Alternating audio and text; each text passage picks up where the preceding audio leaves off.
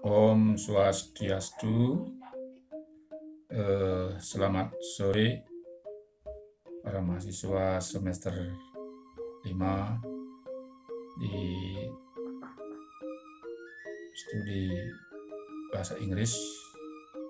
Pada kesempatan yang baik ini saya akan menyampaikan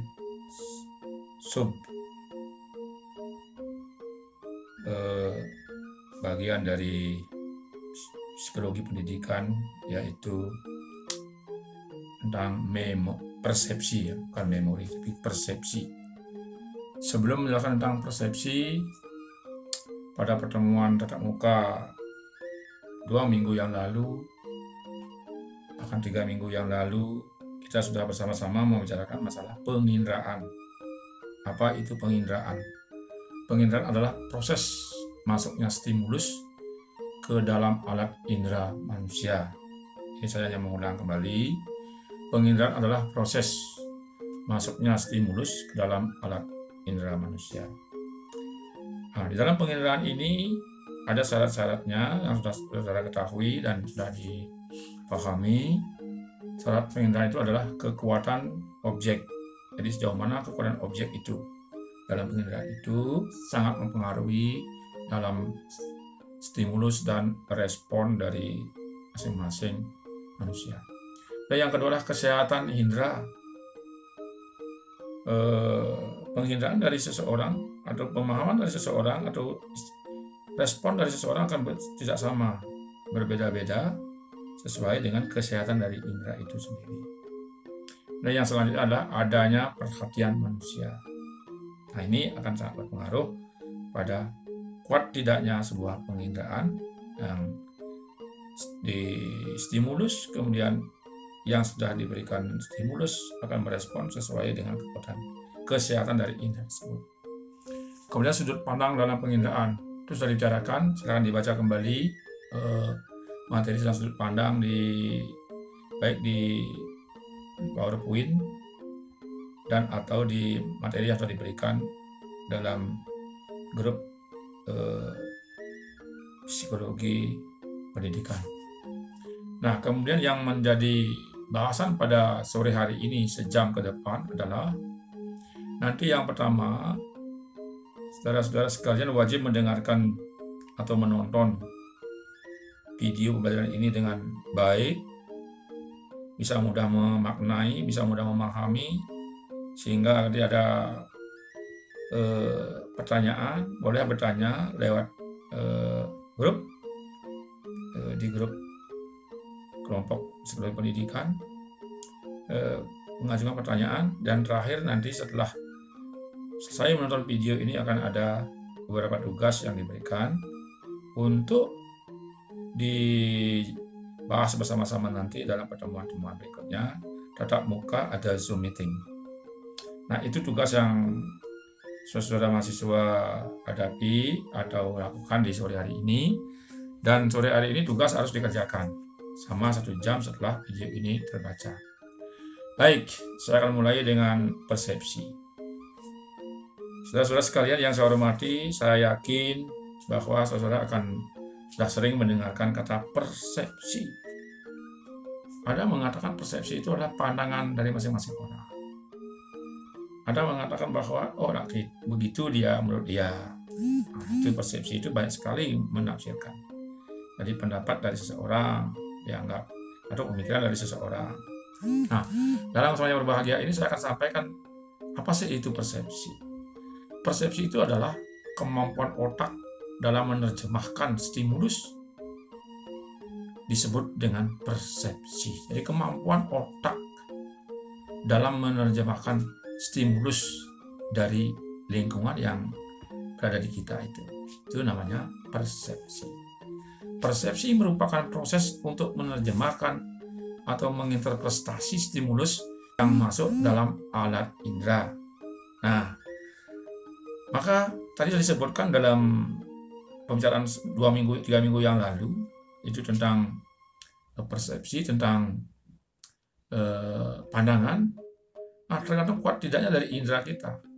Semakin sehat dan baiknya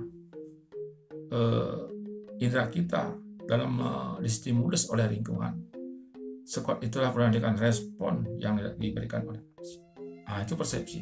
Jadi persepsi itu adalah merupakan proses untuk menerjemahkan atau menginterpretasi stimulus yang masuk dalam alat indera kita. Stimulus itu artinya rangsangan atau rangsangan yang diberikan oleh lingkungan.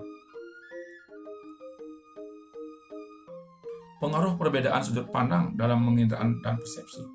Persepsi manusia baik berupa persepsi positif maupun negatif akan mempengaruhi tindakan yang tampak. Tindakan positif biasanya akan muncul apabila kita mempersepsi seseorang secara positif dan sebaliknya. Itu persepsi. Kalau memang kita sudah mempersepsikan orang itu negatif, nanti akan balikannya akan negatif, kita simpulkan. Kalau dari awal kita sudah positif thinking terhadap seorang, kita akan menjadi positif. Ini sangat berpengaruh. Sebagai contoh, ketika kita mempersepsi siswa A adalah siswa yang pandai, maka kita akan memperlakukannya ia dengan menghargainya dan memberi kesempatan baginya untuk melakukan sesuatu. Dan sebaliknya, apabila kita menilai siswa B adalah siswa yang lambat belajar, maka kita akan memperlakukannya berbeda dengan siswa A. Nah, ini contoh yang fakta. Kalau kita menjadi guru, kita akan mengetahui, oh siswa ini memang kita tahu bahwa dia lebih cepat dibanding dengan yang lainnya, maka akan melakukan seperti itu. Dan juga yang agak lambat belajarnya, kita akan beda perlakuannya. Kalau perlakuan terhadap siswa yang memang dia agak cepat belajar atau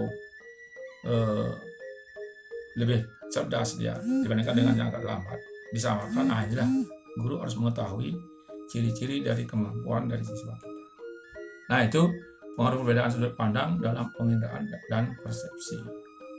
Menurut hasil penelitian De Porter namanya tahun 90 menyatakan dari 100 orang yang diteliti, komentar dari orang tua terhadap perilaku anak, penemuan Jack Canfield, setiap anak mendapatkan 460 komentar negatif, 75 komentar positif dari 100 anak yang diteliti subjeknya. Jadi ada 460 komentarnya negatif, dan coba dibandingkan dengan positifnya hanya 75. Dari kecil sudah demikian, secara kejiwaan anak sudah didera atau dikasih komentar yang negatif, bagaimana nanti perkembangan ke depannya. Nah, ini nanti saudara punya tugas yang pertama adalah bagaimana kalau anak-anak diberikan komentar negatif lebih besar dibanding dengan komentar positif. Nah, ini silahkan cari secara pengalaman dan dicari secara teori. Itu soal yang pertama. Maka saya sudah bilang, tugas nanti ada di tengah-tengah pada saat penjelasan. Nah, setiap anak mendapatkan 460 komentar negatif, 75 komentar positif. Nah, menurut saudara-saudara sekalian, silakan bagaimana anak yang dikomentari 460 negatif ke depannya. Nah, itu dicarikan dalam teori atau pengalaman Anda di lapangan. Nah, ini ada sebuah bagan yang disajikan kepada saudara sekalian. Yang pertama ada pengamatan, persepsi, prasangka. Dari pengamatan timbul persepsi dan timbul prasangka, baru muncul perilaku yang tampak. Jadi pengamatan, persepsi, prasangka, muncullah perilaku yang tampak. Dari sudut pandang mana kita mengamati, perilaku akan mempengaruhi persepsi yang terbentuk. Nah, ini harus betul-betul dari saudara-saudara sekalian calon pendidik betul-betul memperhatikan kejiwaan dari anak-anak sejak dini. Harus punya sebuah buku tentang perilaku anak dalam pembelajaran. Ini yang patut teman-teman saudara sekalian perhatikan dengan baik supaya dalam mendidik anak itu bisa terarah. Persepsi manusia baik positif maupun negatif akan mempengaruhi tindakan sebagai perilaku yang tampak. Baik. Kemudian dilanjutkan dengan memori.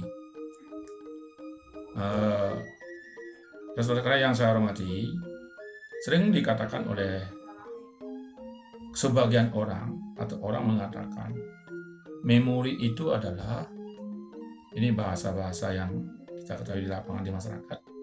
Oh, ini memori ini bebek nih. Oh, ini memorinya masih kosong, perlu diisi. Oh, ini memorinya sudah jenuh, ada yang begitu. Bahkan kalau di counter HP, Pak, saya membeli memori yang lebih besar, RAM-nya yang besar, isinya lebih besar. Kalau kecil nanti cepat jenuh. Nah, baik, kita akan telusuri tentang memori ini, apakah benar seperti itu. Pengertian memori tercakup dalam 3 tahapan proses, yaitu 1. Memasukkan pesan dalam ingatan. 2. Menyimpan pesan yang sudah masuk, storage. Memunculkan, yang 3, memunculkan kembali informasi tersebut, ya retrieval. Ini menurut Kinson, DKK tahun 97. Nah, inilah pengertian dari memori. Jadi pesan baik lisan, tertulis, dan lain-lain sebagainya masuk ke dalam otak. Pesan dalam ingatan disimpan. Kemudian jika ada orang menanyakan, ada orang bagaimana, akan dimunculkan kembali setelah pesan disimpan. Jika yang disimpan itu bisa diuraikan kembali, itu yang sering disebut dengan mengerti. Pada saat menyimpan namun tidak bisa mengembalikan kembali atau dikonstruksi kembali, didistribusikan dalam sebuah ucapan. Nah, ini ciri-ciri siswa kita atau lawan bicara kita belum paham, belum mengerti. Walaupun saat ditanya sudah mengerti sudah. Nah, saya ingin sampaikan pada saudara sekalian, apakah guru patut menanyakan kepada siswanya sudah mengerti? Nah, ini pertanyaan yang kedua. Ini tugas yang kedua. Apakah guru mengatakan kepada siswanya sudah mengerti? Apakah itu wajib? Kalau memang itu harus, katakan iya. Alasannya apa? Kemudian jika tidak mengucapkan itu, alasannya apa? Ini tugas yang kedua yang akan dikumpulkan pada 1 jam setelah pembelajaran dimulai selesai. Nah, itu jadi pertanyaan pertama tadi sudah. Pertanyaan yang kedua itu yaitu apakah guru itu harus bertanya kepada siswanya sudah mengerti anak-anak? Kalau bilang wajib seperti itu, apa alasannya? Kalau mengatakan tidak perlu, itu apa alasannya? Nah, dipandang dari sudut pandang yang disebut dengan mengerti itu seperti apa itu memori sudah ada. Sedangkan saudara akan mencari dalam referensi atau pengalaman Anda sendiri. Baik, saya lanjutkan. Tugas yang kedua sudah. Macam-macam memori. Macam-macam memori. Terkait dengan rentang waktu informasi bertahan dalam otak kita, memori dibedakan menjadi memori jangka pendek, memori kerja, memori jangka panjang. Nah, ini tentang memori, saudara sekalian. Saya akan tidak nyambung lagi karena setelah mendengarkan video ini Anda harus melakukan dua tugas itu.